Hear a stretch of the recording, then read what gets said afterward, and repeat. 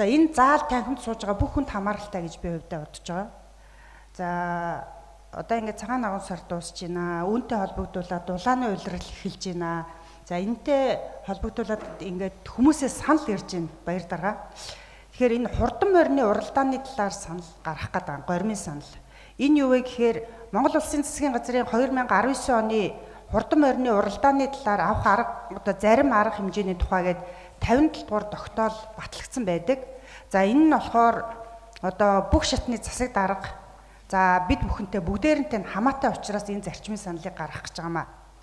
За миний хувьд бол морь уралдахыг, хүүхэд морь унахыг дэмждэг хүн зөвшөөрдөг. За гэхдээ бид бол хүүхдийн аюулгүй байдал талаа хамгийн нэгдүгээр тавих хэрэгтэй. Мэдээж өв соёлоо тээх, түгээх, дэлгэрүүлэх нь Монгол хүн бүр бидний үүрэг хэдий боловч хамгийн нэгдүгээрт өв соёл гэхээсээ илүүтэй хүүхдийн амьдаас аюулгүй байдал гэдэг зүйл бол нэн тэргүүний асуудал.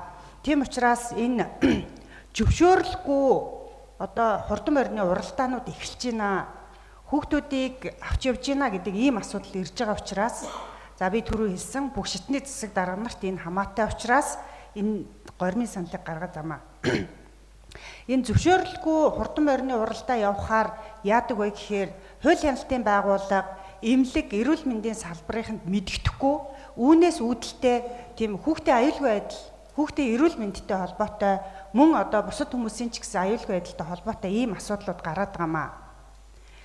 Тэгэхээр энэ дээр одоо цаашид энэ 57 дугаар тогтоолоос энэ 57 дугаар тогтоол дээр бол жил бүрийн 11 дугаар сарын 1-ээс 5 дугаар сарын 1-ний өдрөг хүртэлх хугацаанд хурдан морины уралдаанд 18 нас хүртэлх одоо насны хүүхдийг морь унуулахыг хориглосон ийм заалт байд юм билээ. Гэхдээ одоо 18 нас хүртэлч гэж одоо бас юу байх вэ?